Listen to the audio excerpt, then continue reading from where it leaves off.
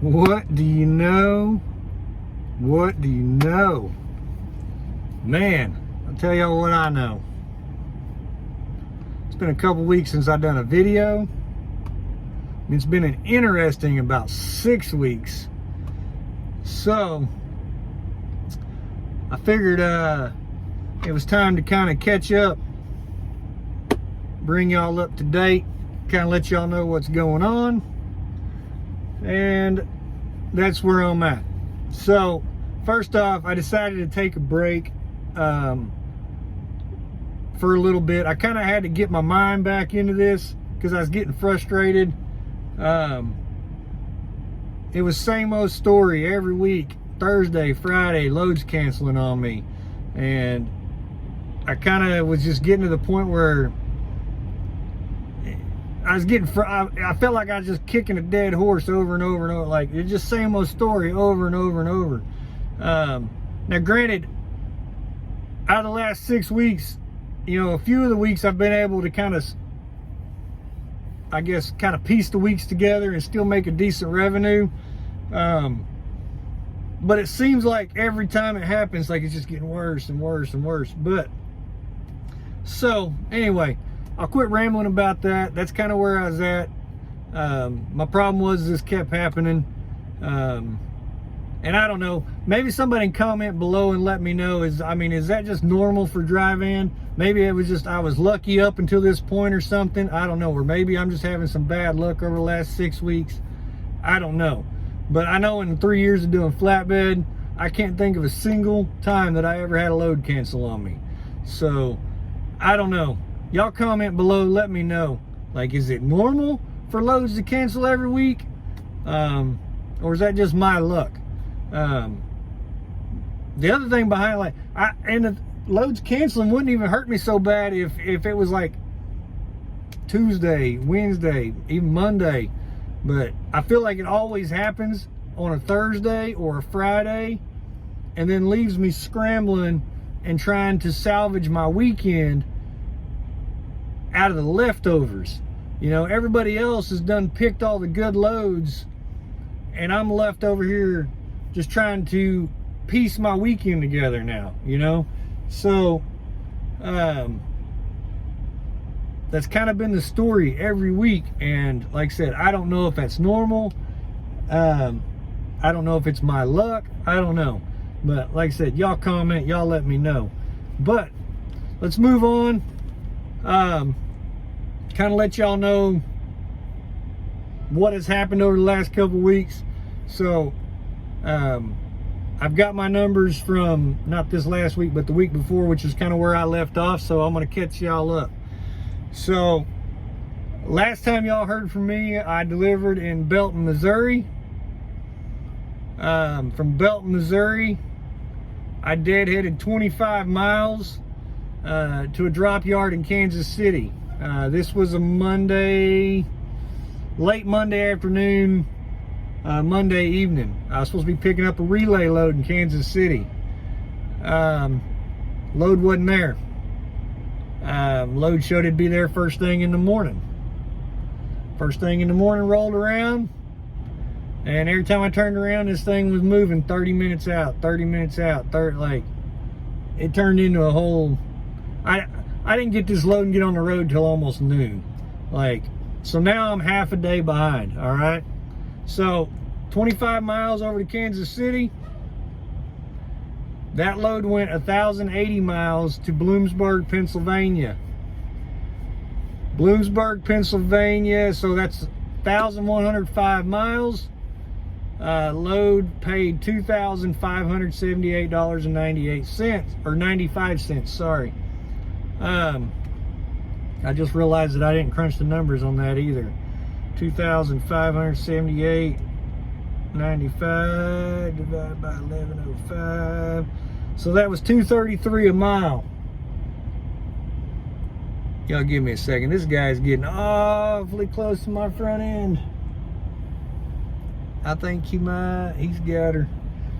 Boy, this spot right here directly, like I'm sitting at like a T area. Like, I've watched 3 different people try to get into this spot, and I don't understand why it's so hard to get into it. Anyway, so That was $2.33 a mile. Squirrel got sidetracked there. That load weighed 42,027 pounds. Now from Bloomsburg, PA, my next load was booked at the exact same location. But it wasn't ready. So they had me wait, and I waited, and I waited. And at about noon on Thursday, they canceled it. So here I am, Thursday afternoon, with a load canceled on me. So they paid me the $150 VNU, and now I'm left scrambling trying to find my weekend loads. So let's move past that. I deadheaded 230 miles to Alden, New York. The problem was there wasn't hardly anything left, and this load didn't load till Friday afternoon. So here we are, another half a day. So Alden, New York, I went from there, I went 1,017 miles to Valley, Nebraska. That's 1,247 miles, paying a whopping $2,362.71. So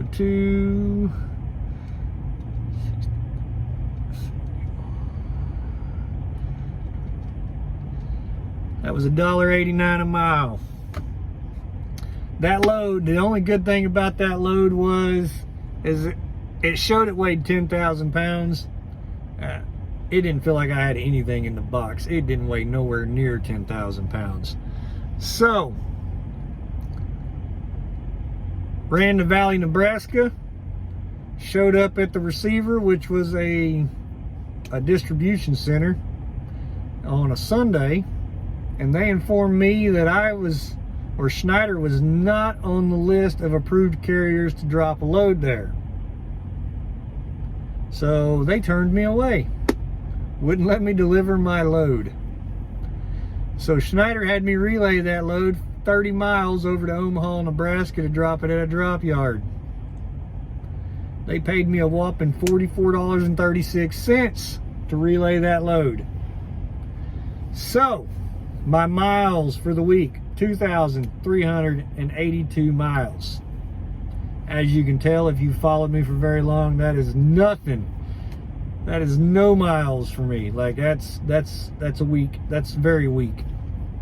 I'm normally north of 3,000, and the revenue for the week, $5,136.02. That's a rate of $2.15 a mile. Now, the rate per mile is not bad. My fuel economy was 8.6 miles to the gallon, so not too bad there. Just did a lot of sitting. Half a day here, half a day there, half a day. It ate me up. So, wasn't a great week. I mean, honestly, it wasn't a bad week. To do over $5,000 in 1 week is not bad. But with the rates like they are and fuel like it is, you definitely want to be north of that. So it didn't pan out quite as well as I would have liked to have. It really hurts whenever you got, a $6,500 week, $7,000 week booked, and then this happens. So it is what it is. You just gotta you gotta keep rolling, pick yourself up, keep rolling. For me, it was just, it's been wearing me down. So like I said, I kind of needed to take a break, which brings me to the next week. I didn't track everything for the next week. I can tell you that my revenue for the week, I only did 3 little short loads, was $2,424.21, and I went home for 4 days.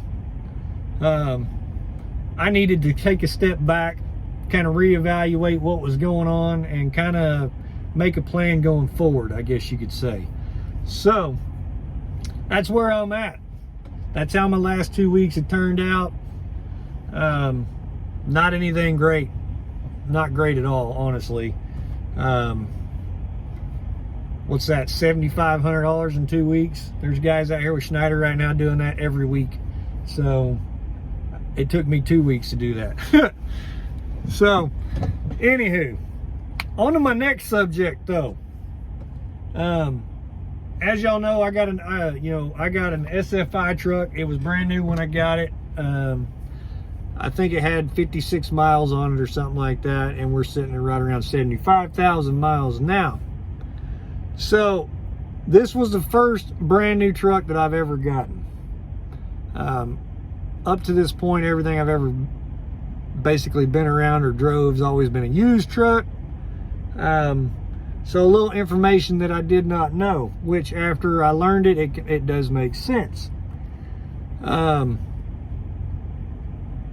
Over the last couple months, I've kind of started to see some funny wear on the outside edges of my tires, on the outside shoulders. Thought it was an air pressure issue. Kept checking my air pressure, you know, having the Loves check my air pressure. It wasn't an air pressure issue though. My air pressure was never off. It was always right around where I wanted it at. But what I figured out, so in my pre-delivery inspection packet, I noticed in there was an alignment form, but what I gathered from it and what it looks like to me, it's almost like somebody just measured things and got it close, kind of like what you would do on your old pickup truck in the driveway if you're doing some front end work on it. You know, you'd throw a tape measure on it, make sure that your your toe and camber is about as close as you can get it until you can get it to an alignment shop. Well, I never thought nothing of it when I saw that in there, but that's kind of the idea I got from it. Talked to a couple people, and then I got it scheduled and got it into an alignment shop and talked to the guy at the alignment shop about it. So what I learned is when these trucks leave the factory, they are not perfectly aligned. Basically, they just have to be within a certain spec to pass, and then they send them out. So now the reason why the manufacturer doesn't align these trucks before they ship them out is because the trucks have to be drove for a little ways to let the suspension and the front end components to kind of settle in. Now, after you think about it, that makes sense. You know, you don't want to perfectly align a truck that's got brand new everything and then go drive it, and then as things settle in, now the alignment's off. So nobody ever told me what is the recommended mileage to run one of these trucks and then get it aligned. I've yet to figure that out. If somebody knows, throw it in the comments. I will say from now on, anytime I get a new truck, I'm probably going to get the alignment at least looked at about 25,000 miles. Fortunately for me, I caught the issue before it started chewing up my steer tires, and my alignment was off. The toe was in, like the tires was almost pointing in towards each other, I guess you could say. Which something else that I noticed, and I just wasn't sure if it was a freightliner thing, because this is the first time I ran a freightliner. My last truck was a Pete. I always felt like when I was running across the bumps and stuff like that, it was almost like I was fighting to keep the truck in between the lines.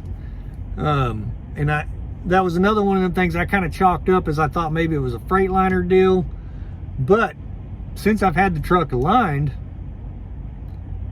it runs straight down the road now. And that was the thing, like before it wasn't pulling. It didn't pull one direction or the other. The steering wheel wasn't off. It just felt like anytime you kind of got into the rough sections of the highway, it was almost like the front end couldn't decide if it wanted to go this way or if it wanted to go this way. And it makes sense now. The steer tires was probably fighting with one another. So anyway, my recommendation, if you get a brand new truck, get the front end checked out after you've ran it a little while. so you don't run into a situation where you're having to purchase new steer tires prematurely, because they're not cheap. You know, spend a couple $100, get the alignment checked out. That way you at least got the peace of mind to know that your front end is good. And that way you're not buying tires before you need to. So, just word of advice. If y'all are out there looking at new trucks, or if you're in a new truck, you know, not saying that the alignment's going to be off on your new truck. I mean, hell, you never know. Your alignment may be fine. But mine was off a little bit. And like I said, fortunately for me, I caught it before it started chewing up my steers. But I didn't know. So I'm letting y'all know. So anyway, if y'all are still here, y'all are great. I appreciate y'all. Hit that thumbs up. Hit the subscribe button. And like always, y'all stay safe. Keep the rubber side down and the shiny side up. And I'll catch y'all on the next one.